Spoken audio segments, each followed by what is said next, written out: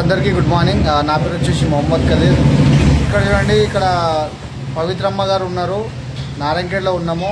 ఇక్కడ అమ్మకు వచ్చేసి జాయింట్ పెయిన్స్ అనమాట, మోకాల నొప్పులకు మన సప్లిమెంట్స్ ఇవ్వడం జరిగింది. మేడం ఒక 1 మంత్ 15 days కోర్స్ ఇచ్చినాము. అంటే మేడంకి ఎట్లా రిజల్ట్ వచ్చింది ఏం లేదు, మనం అడుగుదాం ఒకసారి. సావిత్రమ్మ, మీరు ఏమేమి వాడారు? గోళీలు వాడినా కానీ ఇచ్చిన గోళీలు వాడినా కానీ ఆ 20 రోజులు ఆ తాపం తట్టుకోలేనమ్మా. నేనైతే ఉట్టి అందరు అన్నారు అది ఎక్కువ గోళీలు ఇట్లా అన్నారు, కానీ ఇక నేను ఏమన్నా కానీ అలా మాట వినకుంటే వేసుకున్నాము. 20 రోజులు అయిన తర్వాత నాకు నయమైంది. ఇక ఇప్పుడు నాయంత రోజు లేదు అంటున్నాను.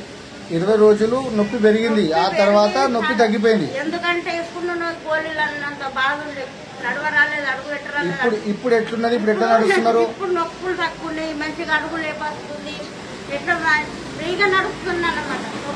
అందరికి చెప్పొచ్చా? ఇవ్వచ్చా? అందరికి చెప్పచ్చు. ఇంకేం నాకైతే సక్సెస్ అయింది, నాకు కదా నేనైతే చెప్తున్నాను. Thank you madam. అంటే మేడంకు మంచి రిజల్ట్ వచ్చింది. నయం అంటే నా ప్రాణమే పోయింది. 20 రోజులు ఉద్యోగం తీసుకున్నా అనుకున్నా.